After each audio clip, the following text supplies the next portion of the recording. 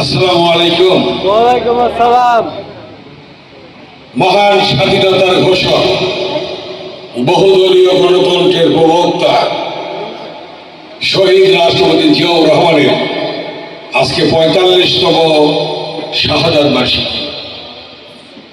এই শাহাদাত বার্ষিকীতে আমরা তার আত্মার মাগফিরাত কামনা করি এবং দোয়া করি যে আল্লাহ তাআলা যেন তাকে বেহেশত নসিব করেন।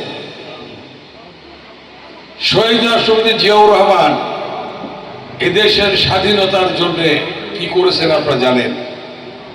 1971 সালের 25শে মার্চ যখন হানাদার বাহিনী ঢাকায় আক্রমণ করে, পরের দিন তিনি চট্টগ্রামের সেনানিবাসে ছিলেন।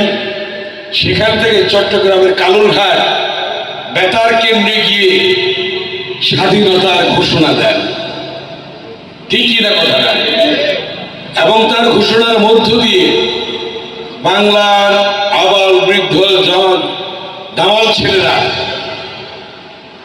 স্বাধীনতা সংগ্রামে মুক্তিযুদ্ধে ঝাঁপিয়ে পড়ে। এবং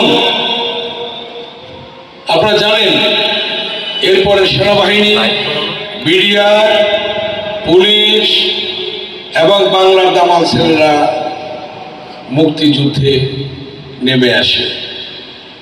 এই জন্যে যদি সেদিন এই সংগ্রাম ব্যর্থ হতো তাহলে কিন্তু তার ফাঁসি হতো। বিদ্রোহ করছিল সেনাবাহিনীর একজন কর্মকর্তার মেজর হিসাবে, সে রিভোল্ট করেছিল। ঠিক কিনা? অতএব সবকিছুর মালিক আল্লাহ, আল্লাহর ইচ্ছা সেদিন দেশ স্বাধীন হয়েছে। রণাঙ্গনে তিনি যুদ্ধ করেছেন, সেক্টর কমান্ডার ছিলেন, একজন বীরুত্তম উপাধি পেয়েছিলেন।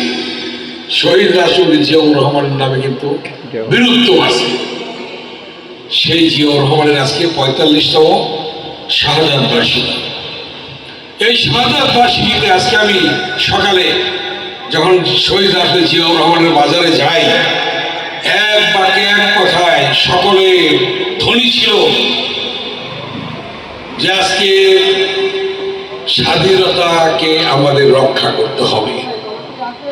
আজকে তার শাহাদাত বার্ষিকীতে আমাদের অঙ্গীকার, আমাদের শপথ, আমরা শপথ দিচ্ছি এদেশের স্বাধীনতা সার্বভৌমত্ব যে কোনো ত্যাগের বিনিময়ে আমরা অক্ষুণ্ণ রাখবো ইনশাআল্লাহ। এটাই হবে আমাদের আজকের সকলের বক্তব্য। তাই আজকে আমি খুব বেশি কথা বলবো না, আরো দুইটি জায়গায় যেতে হবে আমাকে। সেই সকাল 11টায় মাজার থেকে ওদিকে সে আমিন বাজার ভাগ করতে আছে, তোজোড়া, পরে হজরতপুর, কলাতিয়া হয়ে গেছি, ওদিকে কলাতিয়া 3-4টি স্পট হয়ে তারপরে গেছি রাবেরকান্দা, তারপরে গেছি বাস্তা, সেই মাওয়া রোডে, এখন রাজাবাড়ি হয়ে আবার উপজেলায় প্রোগ্রাম করে তারপরে এখানে আসলাম। তা আমি অনুরোধ করবো আপনাদের, একটা অনুরোধ করব, আপনারা শ্রদ্ধেয় মুরব্বী, এখানে অনেক ইয়াংরাও আছে, এই এলাকায় যেন কোনো মাদক না থাকে, মাদক কেউ যেন মাদক সেবন না করে, নিরীহ জনগণের উপর কেউ যেন অন্যায় অত্যাচার না করে, কারো জায়গা জমি কেউ যেন অবৈধভাবে দখল না করে। যদি এই ধরনের কাজ কেউ করে দয়া করে আমাকে বলবেন, আমরা সেই ব্যাপারে নিয়ম অনুযায়ী, আইন অনুযায়ী পদক্ষেপ গ্রহণ করব।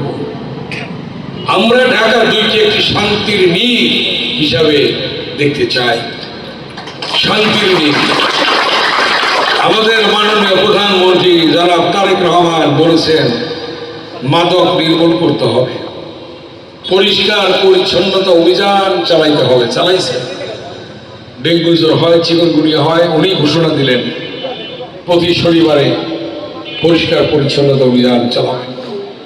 শুধু তাই নয়, তিনি বলেছিলেন নির্বাচনের পূর্বে ফ্যামিলি কার্ড দেবে, শুরু হয়ে গেছে, পর্যায়ক্রমে সব জায়গায় হবে। তিনি বলেছিলেন কৃষক কার্ড দেওয়া হবে, শুরু হয়ে গেছে। তিনি বলেছিলেন মসজিদের ইমাম, মুয়াজ্জিন, খতিব এবং হিন্দু সম্প্রদায় পুরোহিতদের জন্য সম্মানী ভাতা দেওয়া হবে, সেটাও শুরু হয়ে গিয়েছে।